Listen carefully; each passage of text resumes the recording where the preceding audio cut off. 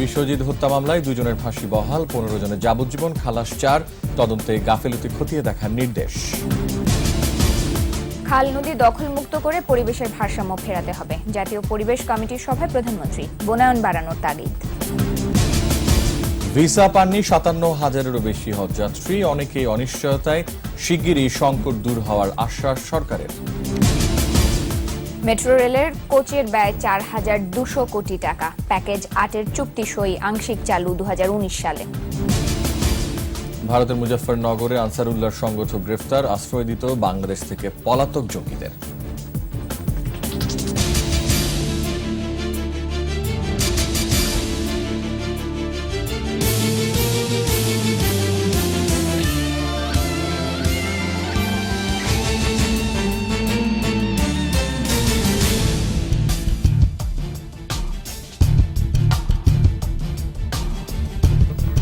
শুনছিলেন first security ইসলামী bank limited সংবাদ শিরোনাম। সন্ধ্যা 7টার 21 সংবাদে আমন্ত্রণ জানাচ্ছি।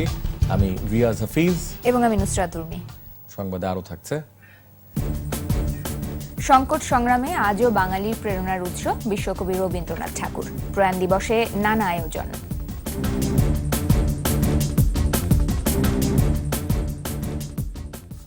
পুরান ঢাকার দর্জি দোকানের কর্মচারী বিশ্বজিৎ হত্যার আলোচিত মামলায় রফিকুল ইসলাম শাকিল ও রাজন তালুকদারের মৃত্যুদণ্ড বহাল রেখেছেন হাইকোর্ট।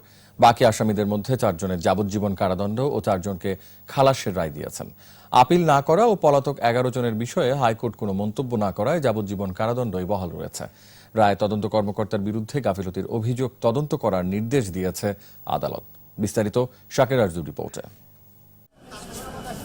2012 সালের 9 ডিসেম্বর পুরান ঢাকার ভিক্টোরিয়া পার্কের সামনে কুপিয়ে হত্যা করা হয় দর্জি দোকানের কর্মচারী বিশ্বজিৎ দাসকে। পরদিন গণমাধ্যমে ভিডিও ফুটেজ দেখে স্বপ্রণোদিত হয়ে হাইকোর্টের একটি বেঞ্চ ওই ঘটনায় জড়িতদের গ্রেফতারের নির্দেশ দেন। 7 আসামিকে গ্রেফতারও করা হয়। 2013 সালের 18 ডিসেম্বর বিশ্বজিৎ দাস হত্যা মামলায় 8 জনকে মৃত্যুদণ্ড ও 13 জনকে যাবজ্জীবন কারাদণ্ড দেন বিচারিক আদালত।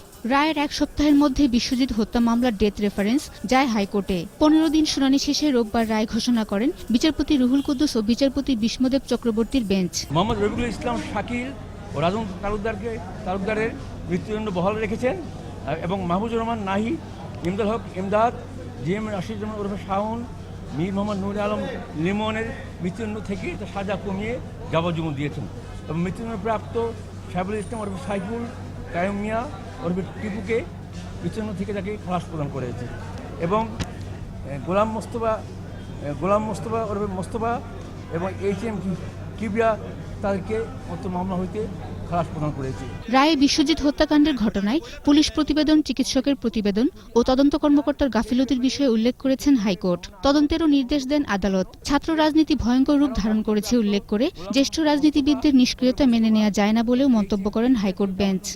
রিপোর্টে ইনজুরি কথা উল্লেখ করেনি এবং আইও তার তদন্তে কিছু ত্রুটি আছে কিনা সেই ব্যাপারে মহামান্য আদালত তদন্ত করবার জন্য বলেছেন। এদিকে খালাস পাওয়া আসামি গোলাম মোস্তফার আইনজীবী রায়ে সন্তোষ প্রকাশ করেছেন। শুধুমাত্র গোলাম মোস্তফাকে নিম্ন আদালতে 164 স্টেটমেন্টের উপর ভিত্তি করে তাকে সাজা দেওয়া হয়েছিল, যেটা আজকে মহামান্য সুপ্রিম কোর্টের হাইকোর্ট বিভাগ আইন ন্যায় বিচার স্বার্থে এবং ন্যায় বিচারমূলক বিচার পেয়েছি আমরা। আসামিদের সবাই জগন্নাথ বিশ্ববিদ্যালয়ের শাখা ছাত্রলীগের কর্মী ছিলেন। বর্তমানে 8 জন আসামি কারাগারে আছেন, বাকি সবাই পলাতক। শাকের আরজু, 21 টেলিভিশন, ঢাকা। বিশ্বজিৎ হত্যায় উচ্চ আদালতের রায়ে দোষীদের সাজা কমায় সন্তুষ্ট নয় পরিবার ও স্বজনরা। রায়ের পর বিশ্বজিতের গ্রামের বাড়িতে কান্নার রোল। শরীয়তপুর প্রতিনিধি আবুল বাশারের রিপোর্ট, জানাচ্ছেন রাশেদুল আলম রাসেল। পুরনো ঢাকায় বিশ্বজিৎকে নৃশংসভাবে হত্যাকারীদের শাস্তি হয় সন্তুষ্টির বদলে আবারও কান্নার রোল পড়েছে স্বজনদের মাঝে। উচ্চ আদালতের রায়ে আসামিদের কয়েকজনকে খালাস সহ অন্যদের সাজা কমে যাওয়ায় রায় মেনে নিতে পারছে না বিশ্বজিতের পরিবারের সদস্যরা। এই যে আজকে যে রায় দিছে, এই রায়তে আমি খুশি না। আগে আর রায় হয়েছিল 8 জনের ফাঁসি, এখন রায় হয়েছে 2 জনের ফাঁসি। এতে আমরা কেউ সন্তুষ্ট হতে পারিনি। স্বজন ও এলাকাবাসী বলছেন, বিশ্বজিৎকে প্রকাশ্যে যেভাবে কুপিয়ে হত্যা করা হয়েছে তাতে এই শাস্তি যথার্থ নয়। দোষীদের সর্বোচ্চ শাস্তি নিশ্চিতের দাবি জানান তারা। ভালো একটা ছেলের মারিয়া ফেলাইলো, আর এতগুলো লোক আসামি, রায় হইলো 2 জনের। এ তো কোনো এই বিচারে আমরা খুশি না। এই রায় এসে এতে আমি খুশি না, আমি দুঃখ পাইছি খুবই। আগে নিম্ন আদালতে যে রায় ছিল তাতে আমি খুশি আছিলাম। Desk report, 21 television. শহরের আশপাশের নদী ও খাল দখলমুক্ত রেখে পরিবেশের ভারসাম্য ফিরিয়ে আনার নির্দেশ দিয়েছেন প্রধানমন্ত্রী শেখ হাসিনা। এছাড়া বিভিন্ন আবাসিক এলাকায় জলাশয় বাধ্যতামূলক করারও তাগিদ দেন তিনি। সকালে পরিবেশ ও বনজ সম্পদ রক্ষায় নীতিমালা হালনাগাদে জাতীয় পরিবেশ কমিটির সভায় এসব দিক নির্দেশনা দেন প্রধানমন্ত্রী। আরও জানাচ্ছেন মামুন রশিদ। পরিবেশ দূষণ, নদী ও খাল দখলের কারণে পরিবেশের ভারসাম্য যেমন নষ্ট হচ্ছে, তেমনি রাজধানী সহ বিভিন্ন শহরে বৃষ্টিতে সৃষ্টি হচ্ছে জলাবদ্ধতা। এমন পরিস্থিতিতে পরিবেশ ও বনজ সম্পদ রক্ষায় নীতিমালা হালনাগাদ নিয়ে প্রধানমন্ত্রীর কার্যালয়ে এই বৈঠক।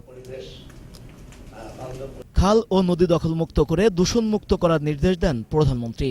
বনানী লেক, এই লেক, সেগুনবাগিচা খাল, ধোলাই খাল, শান্তিনগর খাল কোনোটাই নাই, সবই বক্স কালভার্ট অথবা এগুলি করা, যার ফলে জলবদ্ধতা হবে। আর বাড়িঘর যখন কেউ বানায়, ড্রেনের জায়গাও রাখে না, কোনো জায়গায় রাখে না, সরকারি নিয়মও মানে না। বন পরিবেশ ধ্বংসে বিগত সরকারগুলোর পথে বর্তমান সরকার হাঁটেনি উল্লেখ করে বর্তমান সরকারের বিভিন্ন উদ্যোগ, অর্জন ও পরিকল্পনা তুলে ধরেন প্রধানমন্ত্রী। শিল্প কারখানা ও আবাসিক এলাকায় জলাশয় ও ইটিপি গড়ে তোলার নির্দেশ দেন তিনি। প্রত্যেক বাড়ির ছাদের পানি যেন ওই জলাধারে পড়ে, অর্থাৎ বৃষ্টির পানিটা সংরক্ষণ হবে। আগুন লাগলে পানি দেওয়ার মতো আগুন পানি পাওয়া যাবে। যেখানে শিল্পাঞ্চল হবে, প্রত্যেক শিল্পাঞ্চলে জলাধার থাকবে।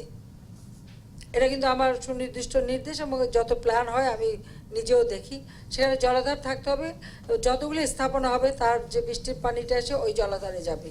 দূষণ রোধে কৌশল, প্রযুক্তি ও মাঠ পর্যায়ে তৎপরতায় সমন্বয় আনতে কার্যকর উদ্যোগ বাস্তবায়নে কমিটিকে সুপারিশ চূড়ান্তের তাগিদ দেন প্রধানমন্ত্রী। এত অল্প জায়গায় এত ঘনবসতি পৃথিবীর খুব কম দেশে আছে যত আমাদের দেশে, সেদিকে লক্ষ্য রেখে আমাদের প্রত্যেকটা পরিকল্পনা নিতে হবে। এর আগে প্রধানমন্ত্রীর সঙ্গে সৌজন্য দেখা করেন বাংলাদেশে নিযুক্ত ইউরোপীয় ইউনিয়নের রাষ্ট্রদূত পিয়ার মেইডন। মামুন রশিদ, 21 টেলিভিশন, ঢাকা। 57,000-এর বেশি হজযাত্রী এখনো ভিসা পাননি। ঢাকাস্থ সৌদি দূতাবাস প্রতিদিনই কয়েক হাজার করে ভিসা দিলেও অনেকেই আছেন অনিশ্চয়তায়। আশকোনা হজ ক্যাম্পে অপেক্ষায় থাকা হজযাত্রীরা সমস্যার জন্য কিছু এজেন্সিকে দায়ী করেছেন। তবে হজ ক্যাম্পের পরিচালক সাইফুল ইসলাম বলেছেন, জটিলতা কমেছে, শিগগিরই সংকট কেটে যাবে। বিস্তারিত আহমেদ বাবু রিপোর্টে। ভিসা এবং টিকিট পাইনি। পঞ্চগড় থেকে মীর মোর্শেদ তুহিন একটি এজেন্সিকে হজ প্যাকেজে টাকা জমা দিয়ে শনিবার থেকে ক্যাম্পে অপেক্ষায় রয়েছে। এখনও তিনি ভিসা ও বিমানের টিকিট পাননি। বগুড়া থেকে মা ও ছেলে এসেছেন হজে যেতে, তারাও একই সমস্যায়। পাসপোর্টও পাইনি আমরা, টিকিটও পাইনি এখনো। আমরা কি ভিসা সংগ্রহ করতে পারছো? অতটা কেন নিয়ে যা কষ্ট দিতেছে, এই কথা বলছি বাবা, তারপরেও তারা নিয়ে আসবে। আশকোনার হজ ক্যাম্পে এমন অপেক্ষা অনেকেরই, এই জন্য এজেন্সিগুলোকে দায়ী করেছেন তারা। এজেন্সিগুলোর বিরুদ্ধে ব্যবস্থা নিতে সরকারের প্রতি অনুরোধ জানিয়েছেন তারা। যে আমাদের এজেন্সি সে উনি কাগজের জন্য গেছে, আমার এখানে বসে রাখছে। এজেন্সি করে এরা ইয়ে করে, কথা ঠিক হয় না। এজেন্সি ও সরকারের মধ্যে সমন্বয় না থাকার কারণে হজযাত্রীরা ভোগান্তির মধ্যে পড়েছে বলে জানালেন হাজী কল্যাণ পরিষদের সভাপতি। ধর্ম বিষয়ক মন্ত্রণালয়, হজ অফিস আশকোনা হাব সমন্বিতভাবে কোঅর্ডিনেশনের মাধ্যমে এই কাজটা করত, তাহলে এই সমস্যার সৃষ্টি হতো না। তবে তদন্ত করে ব্যবস্থা নেওয়ার কথা জানালেন হাব মহাসচিব। এজেন্সির যদি গাফিলতি থাকে, হাবের পক্ষ থেকে যেসব শাস্তিমূলক ব্যবস্থা নেওয়া সম্ভব তা নিবে। এদিকে হজ ক্যাম্পের পরিচালক বলছেন, এ সপ্তাহের মধ্যেই সমস্যার সমাধান হয়ে যাবে, নিবন্ধিত সবাই হজে যেতে পারবেন। আগামী বৃহস্পতিবার মধ্যে আমরা আশাবাদী ইনশাল্লাহ পরিস্থিতি একদম স্বাভাবিক হয়ে আসবে।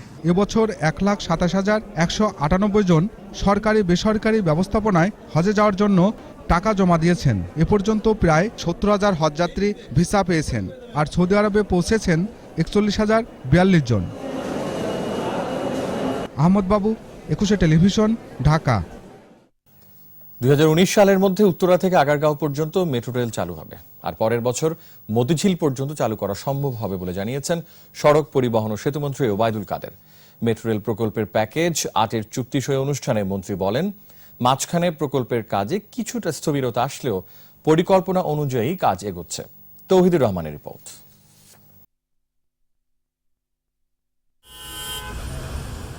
ট্রাফিক জ্যামে আটকে প্রতিদিন নষ্ট হচ্ছে রাজধানীবাসীর মূল্যবান কর্মঘণ্টা। রাজধানীর যানজট কমাতে নানা উদ্যোগ নিয়েছে সরকার। এরই অংশ হিসেবে মেট্রো রেল নির্মাণের প্রকল্প হাতে নেওয়া হয়। এর মধ্যে উত্তরা থেকে মতিঝিল পর্যন্ত প্রায় ২০ কিলোমিটার দীর্ঘ মেট্রো রেল প্রকল্পের কাজ চলছে। উত্তরা থেকে যাত্রা করে পল্লবী, মিরপুর, আগারগাঁও ও ঢাকা বিশ্ববিদ্যালয় সহ মোট ১৫টি স্টেশন হয়ে ট্রেন থামবে মতিঝিলে।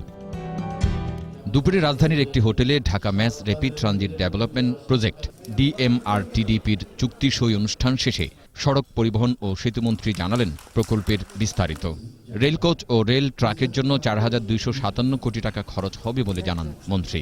সব ফরম্যাটই যথারীতি টার্গেটের দিকে পুরোদমে কাজের মধ্য দিয়ে গিয়েছে। ফলে আর্টিজান হামলা সহ বেশ কিছু কারণে প্রকল্পের কাজ কিছুটা ব্যাহত হলেও নির্ধারিত সময়ে চলবে মেট্রো রেল, এমন আশাবাদী মন্ত্রী। ঘণ্টায় ৬০,০০০ যাত্রী যাতায়াত করতে পারবে বলেও জানান মন্ত্রী। কাজ এগিয়ে যাচ্ছে, জায়গা অনেক তৎপর, ফান্ডিংয়ে কোনো প্রবলেম নেই। কাজেই আমরা কিছু সময় দেরি হলেও আমাদের মেট্রো রেল প্রকল্প টার্গেটের দিকে এগিয়ে যাচ্ছে। অনুষ্ঠানে সাংবাদিকদের প্রশ্নের জবাবে ওবায়দুল কাদের বলেন, সংবিধানের ১৬ সংশোধনী নিয়ে অর্থমন্ত্রীর মন্তব্য একান্তই তার ব্যক্তিগত। আমরা বিষয়টি নিয়ে ঠান্ডা মাথায় চিন্তা ভাবনা করছি। তৌহিদুর রহমান, ২১ টেলিভিশন, ঢাকা। নিষিদ্ধ জঙ্গি সংগঠন আনসারুল্লাহ বাংলা টিমের সদস্য আব্দুল্লাহ আল মামুনকে ভারতের উত্তরপ্রদেশের মুজাফফরনগর থেকে গ্রেফতার করেছে দেশটির সন্ত্রাস বিরোধী বিশেষ স্কোয়াড ATS। তার বিরুদ্ধে ভুয়া পরিচয় ব্যবহার করে পাসপোর্ট ও জাতীয় পরিচয়পত্র তৈরির অভিযোগ আনা হয়েছে। তবে ভারতে গ্রেফতার আব্দুল্লাহর বিষয়ে এখনো আনুষ্ঠানিকভাবে কিছু জানায়নি বাংলাদেশ পুলিশ। বিস্তারিত জানাচ্ছেন দীপু সার্ভার। মুজাফফরনগর থেকে রোববার সকালে আনসারুল্লাহ বাংলা টিমের সদস্য আব্দুল্লাহকে গ্রেপ্তার করে ATS।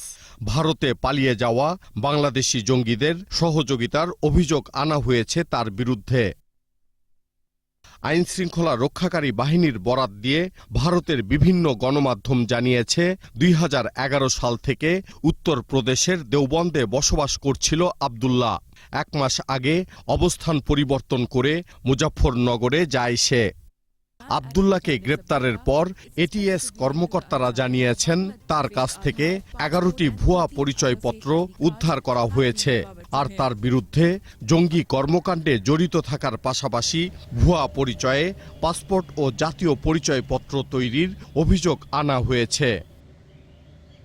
তবে আব্দুল্লাহর গ্রেপ্তার বিষয়ে আনুষ্ঠানিক কোনো বক্তব্য দেয়নি বাংলাদেশ পুলিশ। ২০১৫ সালের ২৫ মে নিষিদ্ধ হয় আনসারুল্লাহ বাংলা টিম। পরে আনসার আল ইসলাম নামে তৎপরতা শুরু করে সংগঠনটি। চলতি বছরের মার্চে আনসার আল ইসলামকেও নিষিদ্ধ করা হয়। ২০০৭ সালে প্রতিষ্ঠিত এই সংগঠনের বিরুদ্ধে ১১ জন ব্লগার, লেখক, প্রকাশক, ছাত্র শিক্ষক ও অধিকার কর্মী হত্যার অভিযোগ রয়েছে। দীপু সারওয়ার, ২১ টেলিভিশন, ঢাকা। আজ ২২ শ্রাবণ, বিশ্বকবি রবীন্দ্রনাথ ঠাকুরের ৭৬তম মহাপ্রয়াণ দিবস। বাঙালির মানুষে নতুন ও নতুনতর প্রাণস্পন্দনের প্রতীক রবি ঠাকুর সৃষ্টির রহস্যে আজও কালজয়ী কবি। রবীন্দ্রপ্রেমীরা বলছেন, সংকটে সংগ্রামে বারবার বাঙালিকে ছুটে যেতে হয় কবিগুরুর কাছেই। মুশফিকা নাজরিনের রিপোর্ট।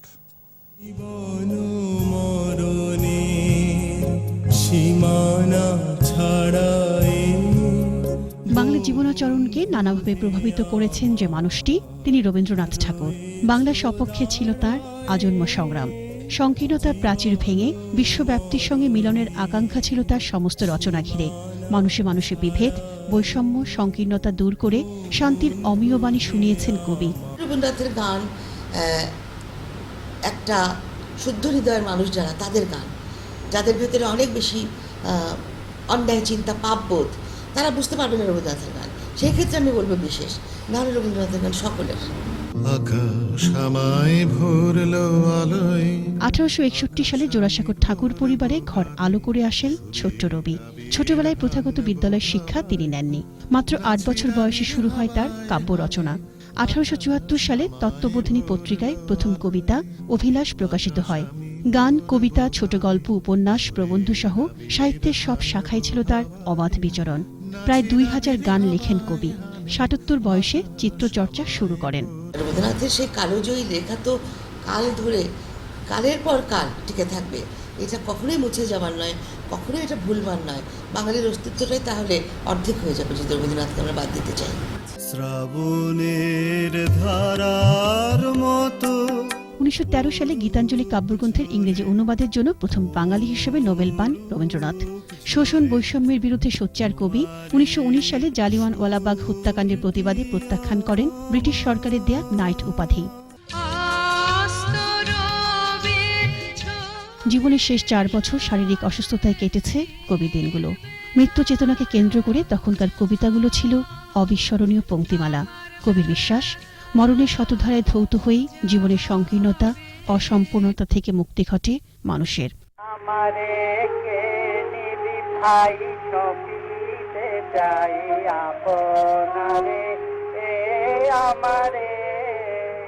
1941 সালে শ্রাবণের এই দিনে 80 বছর বয়সে অনন্তকালের পথে যাত্রা তার। ঢাকা পড়ে যায় নব প্রেম জালে মনে রেখো। মুশফিকা নাজনীন, 21 টেলিভিশন। রবীন্দ্রনাথ ঠাকুরের মহাপ্রয়াণ দিবসে নানা কর্মসূচি পালিত হয়েছে সিরাজগঞ্জের শাহজাদপুরে। কবির স্মৃতি বিজড়িত কাছারি বাড়ি মিলনায়তনে আলোচনা সভা, আবৃত্তি ও চিত্রাঙ্কন প্রতিযোগিতার আয়োজন করে জেলা প্রশাসনের উদ্যোগে। চড়বে গরু রাখাল ওই মাঠে, তখন কে বলে গো সেই প্রভাতে নেই আমি, এই অমর কবিতা পাঠে অংশ নেয় সংস্কৃতি কর্মীরা। অনুষ্ঠানে বক্তারা বাংলার সাহিত্য, সংস্কৃতি ও মানবতায় বিশ্বকবির ভূমিকা তুলে ধরেন। তাকে অনুসরণ করে বাংলা সাহিত্যের প্রতি মমত্ববোধ বাড়াতে তরুণ প্রজন্মের প্রতি আহ্বান জানানো হয়।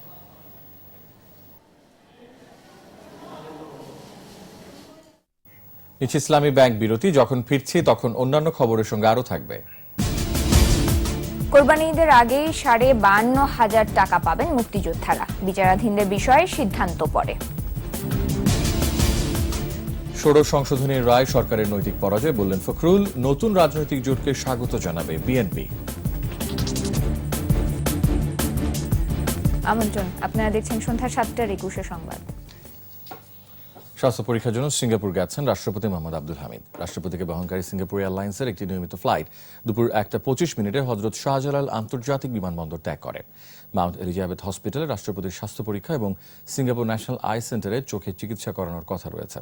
অর্থমন্ত্রী, শিল্পমন্ত্রী, কূটনৈতিক কোরের ডিনগণ, মন্ত্রিপরিষদ সচিব, 3 বাহিনীর প্রধানগণ, পুলিশ মহাপরিদর্শক সহ সামরিক, বেসামরিক ঊর্ধ্বতন কর্মকর্তাগণ বিমানবন্দরে বিদায় জানান রাষ্ট্রপতিকে। চিকিৎসা শেষে আগামী 12 আগস্ট দেশে ফেরার কথা রয়েছে তার। কোরবানির ঈদের আগে মুক্তিযোদ্ধারা 52,500 টাকা করে পাবেন বলে জানিয়েছেন মুক্তিযুদ্ধ বিষয়ক মন্ত্রী আকম মোজাম্মেল হক।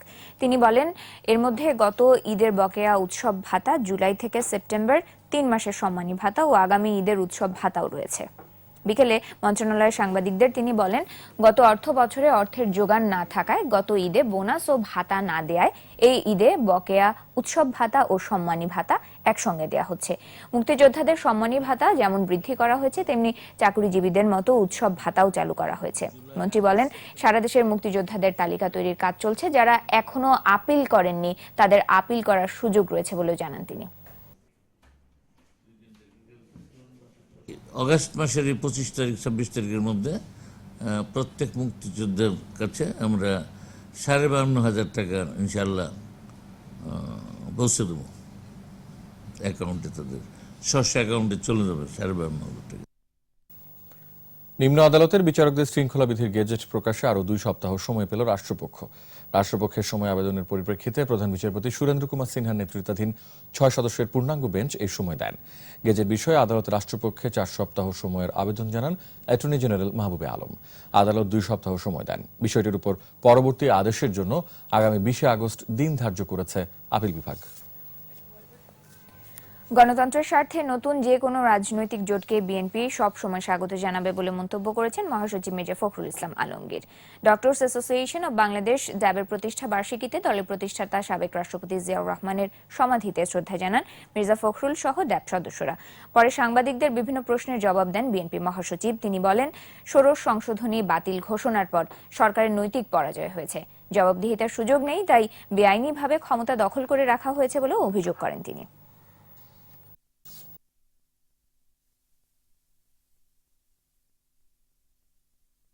দমন নীতি চলছে, তার বিরুদ্ধে যদি অন্যান্য রাজনৈতিক দলগুলো জোট গঠন করে তারা তার আপনার রাজনীতি করতে চায়, সংগ্রাম করতে চায়, জনত্ব পুনরুদ্ধারের জন্য আন্দোলন করতে চায়, তো সেখানে আমাদের সম্পূর্ণ আমাদের সম্মতি এবং আমাদের আপনার যে সমর্থন সেটা থাকবে।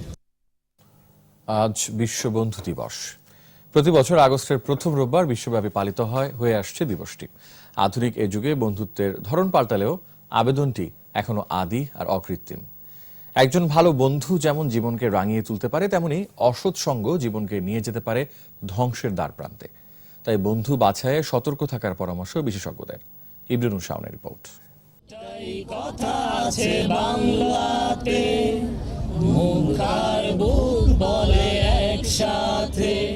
জাতি, ধর্ম, বর্ণ আর উঁচু নিচু ভেদাভেদ নেই যেই সম্পর্কে, সেটিই তো বন্ধুত্ব।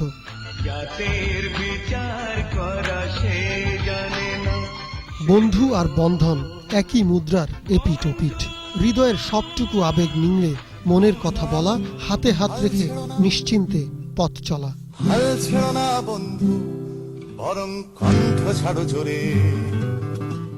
ভার্চুয়াল জগতে বন্ধুত্ব করা খুব সহজ হলেও পাশে থাকা বন্ধুটির গুরুত্ব সব সময় বেশি।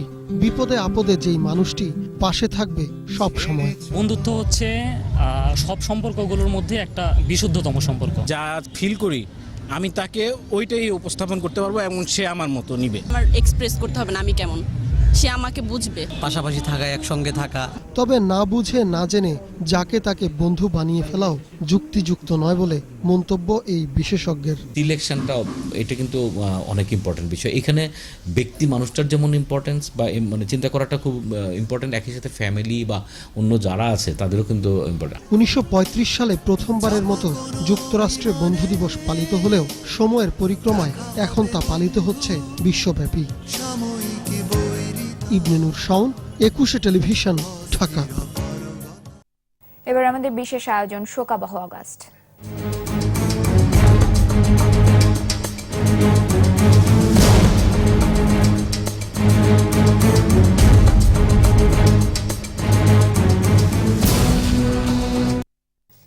জাতির জনক বঙ্গবন্ধু শেখ মুজিবুর রহমানকে হত্যার পর দেশে সৃষ্টি হয় ভয়াবহ রাজনৈতিক শূন্যতা।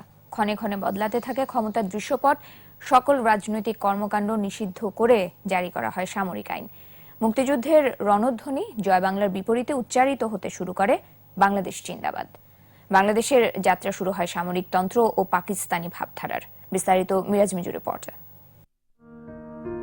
যে রাজনৈতিক দৃঢ়তায় ভাষা আন্দোলন থেকে মুক্তিযুদ্ধ পর্যন্ত একের পর এক বিজয় সূচিত হয়েছিল, বঙ্গবন্ধুকে হত্যার পর সেই রাজনৈতিক শক্তি হয়ে পড়ে দ্বিধাবিভক্ত। সৃষ্টি হয় রাজনৈতিক শূন্যতার। জিয়াউর রহমানের শাসনামলে সামরিকতন্ত্রের জাতাকলে ছিন্ন ভিন্ন হয় পবিত্র সংবিধান। কারফিউ জারি করে এই দেশের শাসন কার্য তখন পরিচালনা করা হতো।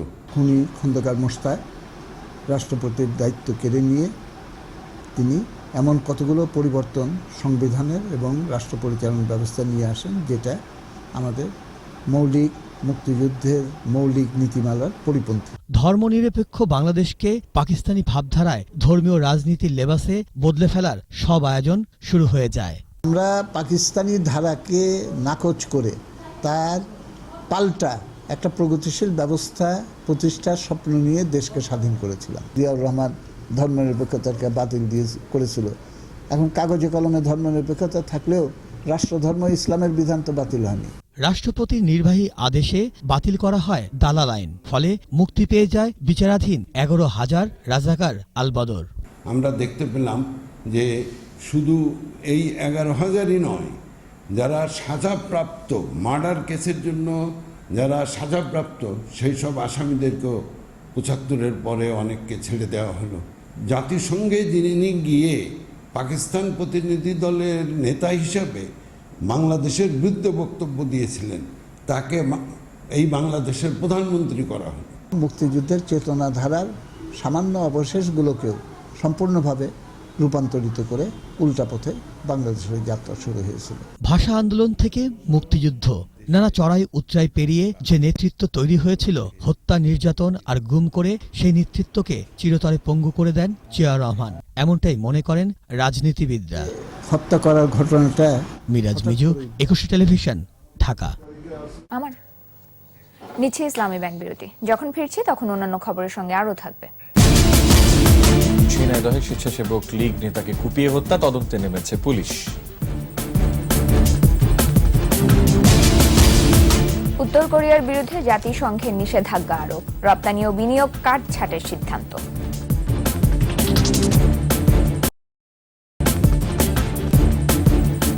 আমন্ত্রণ আবারও সন্ধ্যা ৭টার ২১ সংবাদে। ঝিনাইদহ শহরতলিতে স্বেচ্ছাসেবক লীগ সদস্য ফিরোজ আহমেদকে কুপিয়ে হত্যা করেছে দুর্বৃত্তরা। পুলিশ জানায়, শহরের আরাবপুর চাঁদপাড়া এলাকায় দুপুরের দিকে ফিরোজ বাড়ি থেকে বের হয়ে পাশে মসজিদের কাছে পৌঁছলে একদল দুর্বৃত্ত তাকে এলোপাথারি কুপিয়ে পালিয়ে যায়। গুরুতর অবস্থায় উদ্ধার করে ঝিনাইদহ সদর হাসপাতালে ভর্তির পর চিকিৎসক তাকে মৃত ঘোষণা করেন। হত্যাকাণ্ডের বিষয়ে তদন্তে নেমেছে পুলিশ। গাজীপুর ৫ আসনের সাবেক এমপি মুখলেসুর রহমানের ছেলে হাবিবুর রহমান ফয়সাল হত্যা মামলার প্রধান আসামি তৌহিদুল ইসলাম রিমনকে গ্রেফতার করেছে র্যাব। গ্রেফতারের পর দুপুরে র্যাব গাজীপুরের পোড়াবাড়ি ক্যাম্পে প্রেস ব্রিফিং করে। এ সময় RAB commander major Manjurul Alam জানান, রিমনকে কালীগঞ্জের উত্তরগাঁও বাজার এলাকা থেকে শনিবার গ্রেফতার করা হয়। তার কাছ থেকে ম্যাগাজিন সহ পিস্তল ও ২ রাউন্ড গুলি এবং ধারালো অস্ত্র উদ্ধার করা হয় বলে জানায় র্যাব। গেল ৩০ জুলাই রাতে গাজীপুরের ভাতগাতি গ্রামে রিমনের পিস্তলের গুলিতে হাবিবুর রহমান ফয়সাল নিহত হয় জানিয়ে মামলা দায়ের করা হয়। সিরাজগঞ্জের এনায়েতপুর ও নরসিংদীর রায়পুরায় সড়ক দুর্ঘটনায় ৪ জন নিহত হয়েছেন, আহত হয়েছেন অন্তত ১৫ জন। পুলিশ ও স্থানীয়রা জানায়, সিরাজগঞ্জ থেকে ছেড়ে আসা যাত্রীবাহী বাস আজগড়া বেতিল এলাকায় পৌঁছলে চালক নিয়ন্ত্রণ হারিয়ে কয়েকটি রিকশা ভ্যানকে চাপা দেয়। এতে ঘটনাস্থলেই ৩ জন নিহত হন। আহতদের খাজা ইউনুস আলী মেডিকেল কলেজ হাসপাতালে ভর্তি করা হয়েছে। এ ঘটনায় বিক্ষুব্ধ এলাকাবাসী গাড়িটি ভাঙচুর করে সড়কে অবস্থান নিলে যান চলাচল বন্ধ হয়ে যায়। পরে পুলিশ গিয়ে পরিস্থিতি নিয়ন্ত্রণে আনে। এদিকে সকালে নরসিংদীর রায়পুরার মাহমুদাবাদে যাত্রীবাহী বাস নিয়ন্ত্রণ হারিয়ে খাদে পড়ে ১ জন নিহত হয়। বাণিজ্য সংবাদ।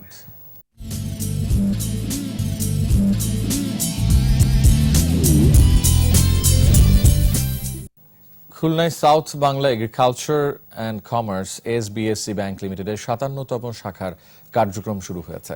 জেলার লবণচড়ার বান্ধা বাজারের মদিনা টাওয়ারে শাখার উদ্বোধন করেন খুলনা মহানগর আওয়ামী লীগের সভাপতি তালুকদার আব্দুল খালেক।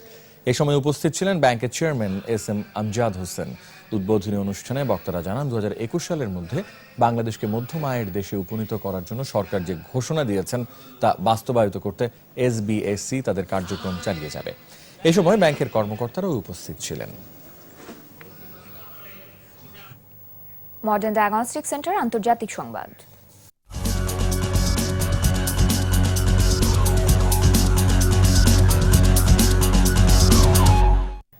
উত্তর কোরিয়ার উপর নতুন করে অবরোধ আরোপ করল জাতিসংঘ। নিষেধাজ্ঞা অমান্য করে একের পর এক ক্ষেপণাস্ত্র মহড়ার কারণেই এমন সিদ্ধান্ত নিয়েছে সংস্থাটি। স্থানীয় সময় শনিবার নিরাপত্তা পরিষদের বৈঠকে যুক্তরাষ্ট্রের তৈরি প্রস্তাবনার পক্ষে ভোট দেন ১৫ সদস্য দেশ। প্রস্তাবে কয়লা, লোহা, সীসা ও সি ফুড সহ উত্তর কোরিয়ার বেশ কিছু রপ্তানি খাতের উপর নিষেধাজ্ঞা আরোপ করা হয়েছে, যা দেশটির বার্ষিক $৩০০ কোটি রপ্তানি আয়ের ১/৩। এছাড়া বিনিয়োগ, শ্রমিক পাঠানো ও নতুন ব্যবসায়িক চুক্তির ওপরও অবরোধ আরোপ করা হয়েছে। এদিকে জাতিসংঘের অবরোধ আরোপের পরই ফিলিপাইনের ম্যানিলায় দেশটির পররাষ্ট্রমন্ত্রী রি ইয়ং হোর সঙ্গে বৈঠক করেন চীনের পররাষ্ট্রমন্ত্রী ওয়াং ই। পারমাণবিক ও ক্ষেপণাস্ত্র পরীক্ষা বন্ধের আহ্বান জানান তিনি। জাপানের হিরোশিমায় নারকীয় পারমাণবিক হামলার বার্ষিকী আজ। ৭ দশক পেরিয়ে গেলেও সেদিনের ভয়াল স্মৃতি আজও তাড়া করে জাপানিদের। দিবসের অনুষ্ঠানে পারমাণবিক অস্ত্রমুক্ত পৃথিবী গড়ার আহ্বান জানিয়েছেন জাপানের প্রধানমন্ত্রী শিনজো আবে। মহিতুন রিয়ার রিপোর্ট। সকাল 8:15 হিরোশিমা পিস মেমোরিয়াল পার্কে ঘণ্টা বাজিয়ে 1945 সালের ভয়াল সেই স্মৃতি স্মরণ করে জাপানবাসী। লাখো শহীদকে শ্রদ্ধা জানিয়ে 1 মিনিট নীরবতা পালন করেন প্রধানমন্ত্রী শিনজো আবে। এরই মধ্যে পেরিয়ে গেছে 70 বছর। বিশ্বের প্রথম পারমাণবিক হামলার ক্ষতচিহ্ন বুকে নিয়ে সেখানে প্রার্থনায় রত হন প্রধানমন্ত্রী। পরমাণু অস্ত্র মুক্ত বিশ্ব গড়ার আহ্বানও জানান তিনি।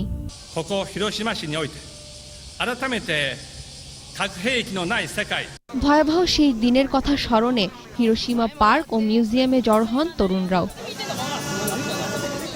1945 সালের আজকের দিনে তৎকালীন মার্কিন প্রেসিডেন্ট হ্যারি এস ট্রুম্যানের নির্দেশে হিরোশিমায় ফেলা হয় লিটল বয় নামের একটি আণবিক বোমা। প্রায় 500 মিটার উঁচুতে বিস্ফোরিত হয় বোমাটি। সঙ্গে সঙ্গে মাটির সাথে মিশে যায় বেশিরভাগ ভবন। মুহূর্তে ধ্বংসস্তূপে পরিণত হয় হিরোশিমা। তাৎক্ষণিকভাবে ও এর পরবর্তীতে বোমার তেজস্ক্রিয়তায় প্রাণ হারায় অন্তত 1.5 লাখ মানুষ।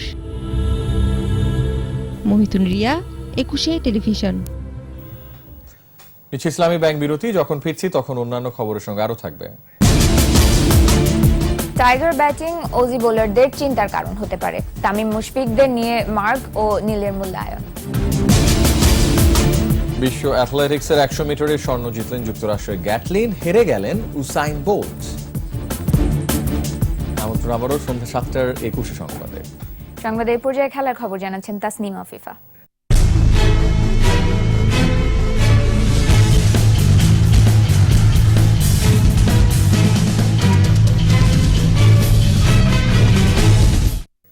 ধন্যবাদ। বাংলাদেশি ব্যাটসম্যানদের নিয়ে টেস্ট ক্রিকেটে বেশ আশাবাদী দলের নতুন ব্যাটিং পরামর্শক মার্ক ও'নেল। চট্টগ্রামে কন্ডিশনিং ক্যাম্পের দ্বিতীয় দিন শেষে এই কথা বলেন তিনি। তার মতে অস্ট্রেলিয়া বেশ শক্তিশালী প্রতিপক্ষ, তবে ব্যাটসম্যানরা তাদের কাজটা ঠিকমতো করতে পারলে ভালো কিছুই করা সম্ভব। দলে বেশ কয়েকজন ভালো ব্যাটসম্যান রয়েছেন যারা কিনা অজি বোলারদের জন্য চিন্তার কারণ হয়ে উঠতে পারেন। 2 ম্যাচের টেস্ট সিরিজে অংশ নিতে 18 আগস্ট ঢাকা আসবে অস্ট্রেলিয়া ক্রিকেট দল। খুবই সন্তুষ্ট ব্যাটসম্যানদের প্রতিভা দেখে অস্ট্রেলিয়ার বিপক্ষে ভালো কিছুর আশাই করছি। সিরিজের দ্বিতীয় টেস্টে ইনিংস ব্যবধানে শ্রীলঙ্কাকে হারিয়ে 2-0 ব্যবধানে সিরিজ নিশ্চিত করল সফরকারী ভারত। কলম্বোর সিংহলী স্পোর্টস ক্লাব গ্রাউন্ডে প্রথমে টস জিতে ব্যাট করতে নেমে পূজারা ও রাহানের সেঞ্চুরিতে 9 উইকেটে 622 রানে ইনিংস ঘোষণা করে বিরাট কোহলির দল। 232 বলের মোকাবেলায় 133 রান করে ক্যারিয়ারের 12তম সেঞ্চুরি গড়েন চেতেশ্বর পূজারা। আর 14টি চারে 132 রান করেন ক্যারিয়ারের 8ম সেঞ্চুরি পাওয়া অজিঙ্কা রাহানে। জবাবে নিজেদের প্রথম ইনিংসে 183 রানে সব উইকেট হারালে ফলো অনে পরে লঙ্কানরা। দ্বিতীয় ইনিংসেও 386 রানে গুটিয়ে যায় শ্রীলঙ্কা। দ্বিতীয় ইনিংসে লঙ্কানদের হয়ে দিমুথ করুণারত্নে 141 ও কুশল মেন্ডিস করেন 110 রান। ভারতের হয়ে জাদেজা পেয়েছেন 5টি উইকেট। ক্যারিয়ারের শেষ 100 মিটার দৌড়ে হেরে গেলেন উসাইন বোল্ট। শুরু থেকে শেষ পর্যন্ত কোনো দৌড়ে দ্বিতীয় হননি জ্যামাইকান এই স্প্রিন্টার। তবে শেষ স্বর্ণটি নিজের করে নিতে পারলেন না তিনি। জাস্টিন গ্যাটলিনের কাছে হেরে তৃতীয় হয়ে ব্রোঞ্জ নিয়ে শেষ করতে হলো ব্যক্তিগত এই ইভেন্ট। শুধু গ্যাটলিন নয়, হেরেছেন দ্বিতীয় হওয়া ক্রিশ্চিয়ান কোলম্যানের কাছেও। বিস্তারিত আবু হরারা তামিমের রিপোর্টে। 2008 সালে বেইজিং অলিম্পিক থেকে শুরু করে যেখানেই অ্যাথলেটিক ট্র্যাক অ্যান্ড ফিল্ডে নেমেছেন সেখানেই সবার আগে দৌড় শেষ করেছেন জামাইকার কৃতি অ্যাথলেট উসাইন বোল্ট। তবে জীবনের শেষ স্বর্ণটা জেতা হলো না সর্বকালের সেরা স্প্রিন্টারদের কাতারে নাম লেখানো এ দৌড়বিদের। অবশেষে প্রমাণ হলো বোল্টও মানুষ, তিনিও হারতে পারেন। জীবনের শেষ দৌড়ে ব্রোঞ্জ নিয়েই রানিং শুটি তুলে রাখতে হচ্ছে শোকেসে। দৌড় শেষে বোল্ট বলেন, আমি ক্যারিয়ারে যাদের সাথে দৌড়েছি গ্যাটলিন তাদের মধ্যে সেরা। I'm disappointed the way it ended, but I came out there, I did my best, so I can't really complain. You know what I mean? The crowd really came out and they really showed me a lot of support, and I really appreciate that. I really appreciate the energy they gave me. London Olympic স্টেডিয়ামে কিংবদন্তি বোল্টের বিদায়ী ইভেন্টে 9.92 second সময় নিয়ে সোনার পদকটি জিতলেন career জুড়ে বোল্টের পেছনে থাকা যুক্তরাষ্ট্রের 35 বছর বয়সী গ্যাটলিন। 9.94 সেকেন্ড সময় নিয়ে রৌপ্য পদক জেতেন ক্রিশ্চিয়ান কোলম্যান। আর 9.95 সেকেন্ড সময় নিয়ে তৃতীয় হয়েছেন বোল্ট। তবে তাকে শ্রদ্ধা জানাতে ভুলেননি গ্যাটলিন।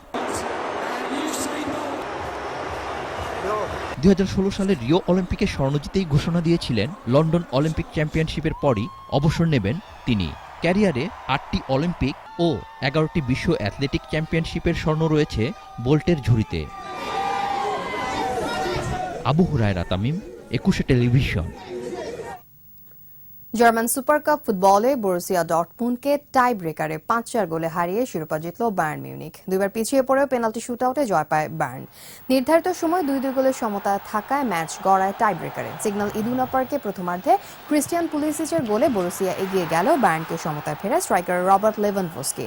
দ্বিতীয়ার্ধে পিয়েরে এমেরিকের গোলে 2-1 ব্যবধানে লিড নেয় বরুসিয়া। তবে ম্যাচ শেষ হওয়ার 2 মিনিট আগে লুকাস পিসচেকের আত্মঘাতী গোলে আবারও সমতায় ফেরে বায়ার্ন। শেষ পর্যন্ত ম্যাচ টাই ব্রেকারে গড়ালে 5-4 গোলে জয় নিয়ে শিরোপা জিতে বায়ার্ন মিউনিখ।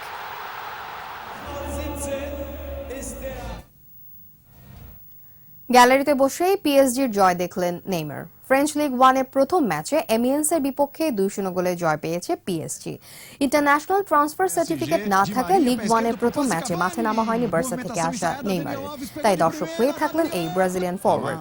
এমিয়েন্সকে 2-0 গোলে হারিয়ে ঘরোয়া লিগের শিরোপা পুনরুদ্ধারের পথে যাত্রা জয় দিয়ে শুরু করলো শিরোপা প্রত্যাশী পিএসজি। 42 মিনিটে উরুগুয়ে স্ট্রাইকার এডিনসন কাভানির গোলে এগিয়ে যায় পিএসজি। আর 80 মিনিটে আর্জেন্টাইন মিডফিল্ডার হাভিয়ার পাস্তোরের গোলে ব্যবধান বাড়ে 2-0-তে। Arrisca a enfiada, Cavani tem condição legal, vai fazer o segundo, Pastore. এই ছিল আমার কাছে খেলার খবর। ফিরছি মূল খবরে। ধন্যবাদ আফিফা। এরই সাথে শেষ করছি সন্ধ্যা 7:21 সংবাদ। যাবার আগে ফার্স্ট সিকিউরিটি ইসলামী ব্যাংক লিমিটেড সংবাদ শিরোনামগুলো আরো একবার। বিশ্বজিৎ হত্যা মামলায় 2 জনের ফাঁসি বহাল, 15 জনের যাবজ্জীবন, খালাস 4, তদন্তে গাফিলতি খতিয়ে দেখার নির্দেশ। খাল নদী দখলমুক্ত করে পরিবেশের ভারসাম্য ফেরাতে হবে, জাতীয় পরিবেশ কমিটির সভায় প্রধানমন্ত্রী। বনায়ন বাড়ানোর তাগিদ। ভিসা পাননি 57,000-এরও বেশি হজ যাত্রী, অনেকে অনিশ্চয়তায়, শিগগিরই সংকট দূর হওয়ার আশ্বাস সরকারের। মেট্রো রেলের কোচের ব্যয় 4,200 কোটি টাকা, প্যাকেজ 8-এর চুক্তি সই, আংশিক চালু 2019 সালে। ভারতের মুজফফরনগরে আনসারুল্লাহর সংগঠক গ্রেফতার, আশ্রয় দিত বাংলাদেশ থেকে পলাতক জঙ্গিদের। সর্বশেষ খবর জানতে ডায়াল করুন 2021 নম্বরে আর ভিজিট করুন 21.tv.com ওয়েবসাইটে। এছাড়া ফেসবুকে লগ ইন করতে পারেন facebook.com/2124 অনলাইনে। পরে সংবাদ রাত 9টায় দেখার আমন্ত্রণ রইল। ধন্যবাদ।